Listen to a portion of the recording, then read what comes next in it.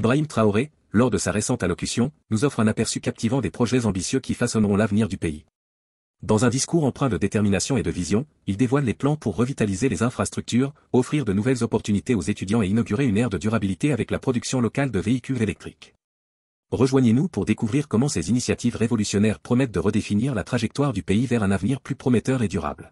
On a fait moins, et aussi on n'a qu'à s'apprêter, il y a beaucoup qu'on va fermer, et on va essayer de construire quelques restaurants universitaires, et un peu. Donc tout ce qui sera raboté dans les ministères, ça va partir chez les étudiants. Parce que jusque-là, ils n'ont rien eu de concret.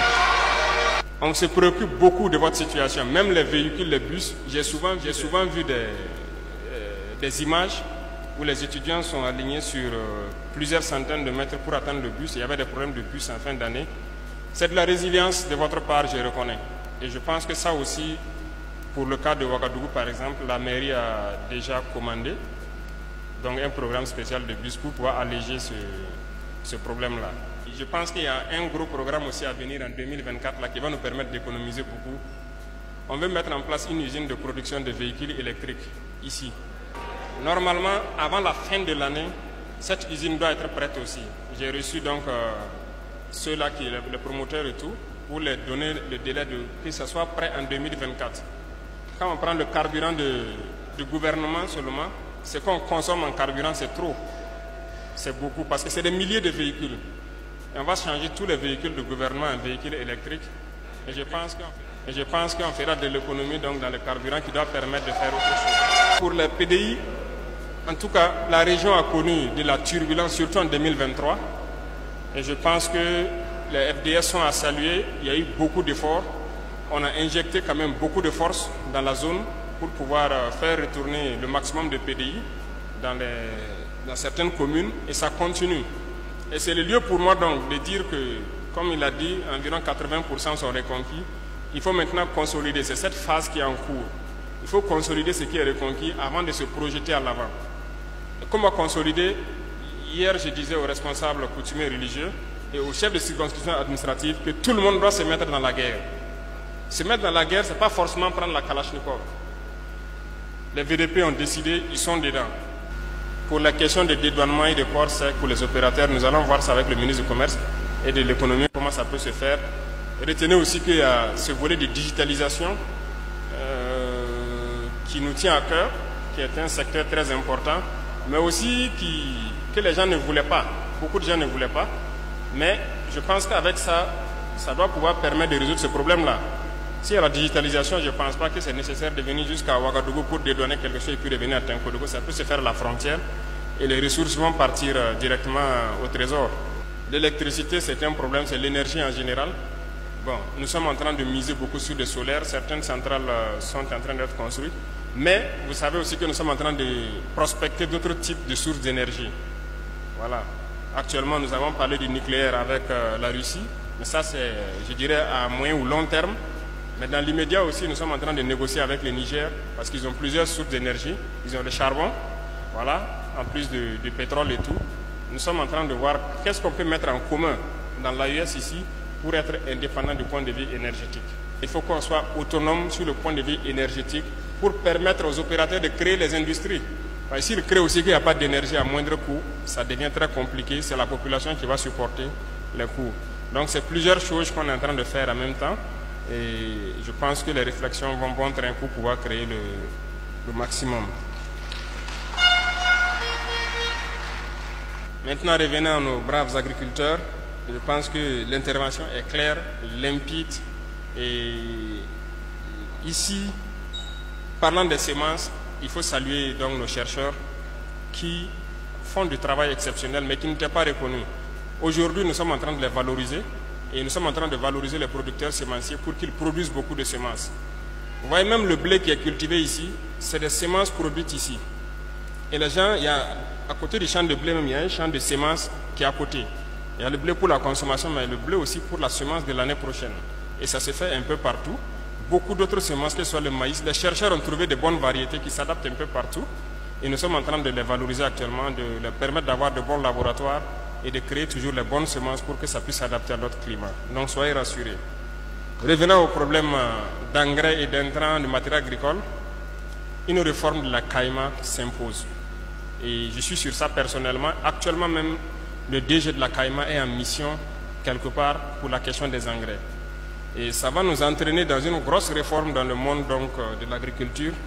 Parce que j'ai rencontré, quand on prend les producteurs de coton, je les ai rencontrés l'UNPCB il n'y a pas longtemps.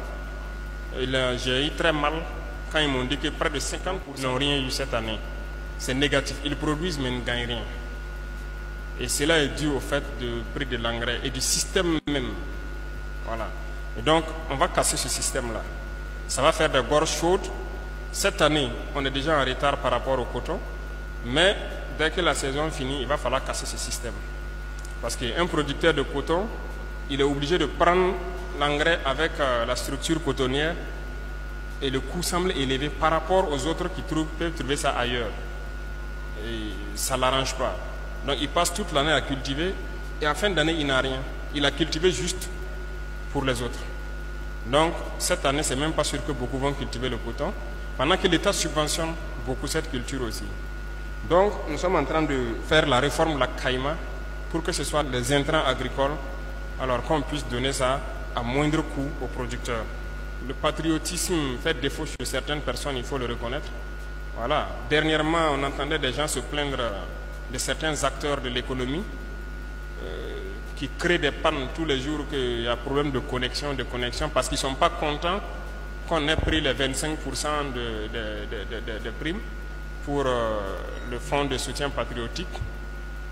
Il faut que leurs collègues les dénoncent. S'ils ne les dénoncent pas, en tout cas nous, la semaine passée, on a lancé des enquêteurs dans les différents services des impôts, des trésors et tout, pour voir. Et s'il se trouve que c'est une pratique qui est répandue, en tout cas, on va frapper fort. Il peut y avoir des dommages collatéraux. C'est ça aussi. Voilà pourquoi on dit aux gens de dénoncer. Lorsqu'on a pris 25%, beaucoup de gens, voilà, dans ces administrations-là, je ne dirais pas on applaudit, mais n'ont pas trouvé de problème. Mais certains, tellement ils sont accrochés à ça, ils essaient de saboter. Vous partez pour payer vos impôts qu'il n'y a pas réseau. Vous partez pour faire quoi, il n'y a pas réseau. Ils créent le problème. D'accord. En tout cas, s'ils m'entendent, et s'il y en a ici dans cette salle, qu'ils arrêtent pendant qu'il est temps. Si ça ne s'arrête pas, on va passer à 100%. Et puis on va voir si vous allez travailler ou pas. Et c'est sérieux. Si ça ne s'arrête pas, si les gens ne se dénoncent pas, ceux qui font ces pratiques, on coupe 100% des fonds communs. Et on va faire beaucoup de choses. Et je pense que nos amis étudiants, ils auront beaucoup d'amphithéâtres. Ils auront même du travail. Donc les chefs de service et autres dans l'administration qui laissent les gens continuer à saboter, il faut que chacun prenne sa responsabilité. Si quelqu'un dans ton service fait ça, tu ne le punis pas, vous allez tous en pâtir. Nous, on va faire comme dans l'armée, la punition est collective. En conseil des ministres, je dis ça à chaque membre du gouvernement. Tout acte que nous posons, tout ce que nous faisons, ça doit aller au bonheur de nos masses populaires. On ne doit pas poser des actes pour quelques individus privilégiés ou bien les intérêts de quelques individus. Ce que nous faisons, c'est jusqu'au fin fond des villages, chacun doit pouvoir vivre mieux. On ne veut plus ces projets-là où on dit c'est financier, on ne peut pas prendre près de 50 milliards pour faire un projet. On crée une unité de gestion du projet qui va consommer même plus de 5 milliards dedans déjà. Et ensuite, ça n'avance pas, on ne voit rien de concret. Il faut qu'on arrête tout ça. On va créer des initiatives, des gens vont travailler avec juste le peu d'indemnité et on veut voir la chose de façon pratique. Sinon, il ne faut pas s'engager dans un prêt, endetter le peuple inutilement. Et je sais compter sur la région du Centre-Est et toute sa jeunesse, toutes les femmes ici présentes. Merci beaucoup à vous. Bonne fête à vous, bonne réflexion. Et que Dieu protège le Burkina Faso, la patrie ou la mort. Merci beaucoup. N'est-ce pas ce que nous voulons pour nos dirigeants africains? Ensemble, nous pouvons façonner un avenir meilleur et plus dynamique pour notre nation africaine. Ces mots d'Ibrahim Traoré nous ont inspirés à rêver grand et à agir encore plus fort. Maintenant, c'est à nous tous de jouer notre rôle dans la concrétisation de ces projets révolutionnaires, surtout dans nos divers pays. Partagez vos idées, vos réflexions et vos aspirations dans les commentaires ci-dessous. À très bientôt.